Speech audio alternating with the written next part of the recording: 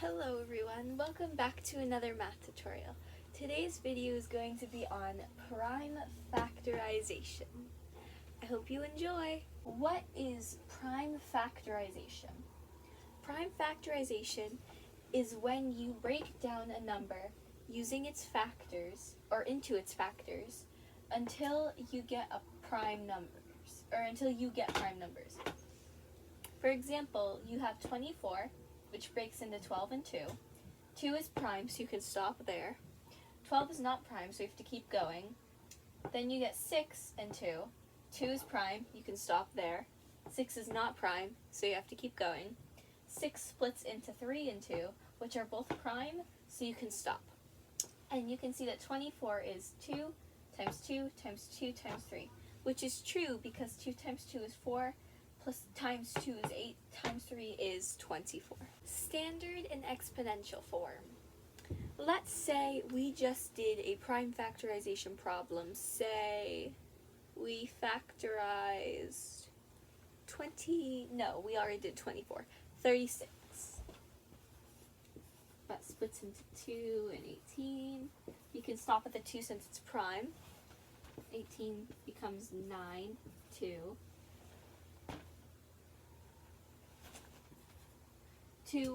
2 stays the same, but 9 can become 3 and 3. So 36 is equal to 3 times 3. Actually, no. The proper way is least to greatest, so it would be 2 times 2 times 3 times 3. This is standard form. You took your numbers, and you wrote them out. 2, 2, 2, 2, 3, 3. However, there is a simpler way to write this, a simpler, shorter way. From what we learned from our exponents lesson, we know that 2 times 2 can become 2 squared. And 3 times 3 can become 3 squared. So 36 equals 2 squared times 3 squared, which is 4 times 9, and that is 36. I suggest you should use exponential form to make the problem shorter and easier to read. However, if the prime factorization problem states you must use standard form, you should use standard form. So it is good to learn both types of ways to write out prime factorization answers. We are going to try prime factorization problems. I have a few problems for us to do. The prime factorization of 9, the prime factorization of 144, the prime factorization of 28, and the prime factorization of 96. I recommend you pause the video and try to do these problems yourself because prime factorization is a good skill to master. However, I am going to solve these with you right now.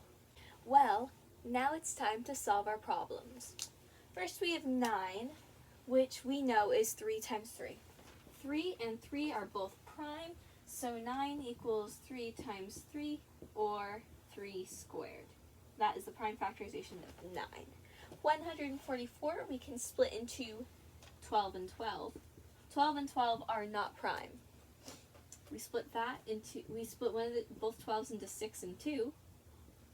The 2's are prime, so we can circle those so we remember to count them in. The 6 splits into 3, 2, both 6's, and 3 and 2 are both prime, so we circle them to know they're prime. 144 equals 2 times 2 times 2 times 2 times 3 times 3, which is 2 to the 4, times 3 squared. And this is true because 16 times 9 is 144.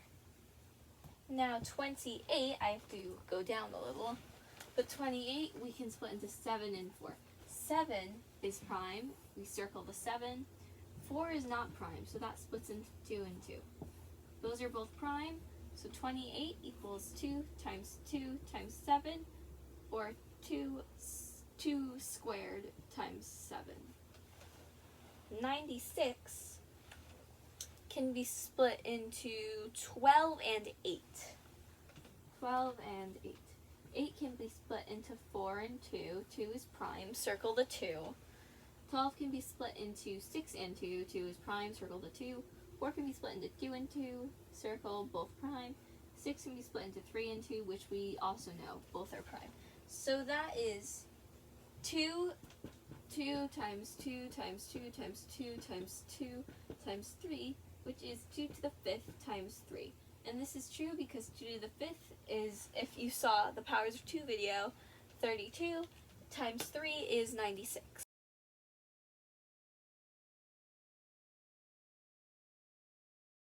I want you to try these problems yourself. The prime factorization of 18, the prime factorization of 42, the prime factorization of 204, and the prime factorization of 2. Good luck! Here are the answers for the questions I gave.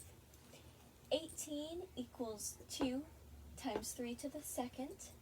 42 equals 2 times 3 times 7. 204 equals 2 times 3 times 17. And 2 just equals 2. Why does 2 only equal 2 in prime factorization and not 2 times 1? Well, 1 is not a prime number, but 2 is. So, we only put 2 down because the only factor of 2 that is a prime number is 2. Not 2 times 1, just 2. This goes with any other prime number. Like, if I took, say, 31 for an example, then 31, the prime factorization would just be 31. Because 1 is not prime, we can't add it into the prime factorization.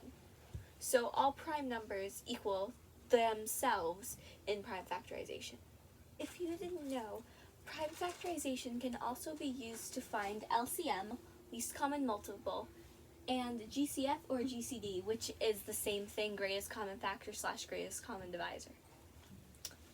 Well, if the numbers get too big, then we can use prime factorization to figure out what the LCM or GCF is, instead of having to list out all the factors or list out all the multiples and have to see the big or the smallest one that is shared with both of them.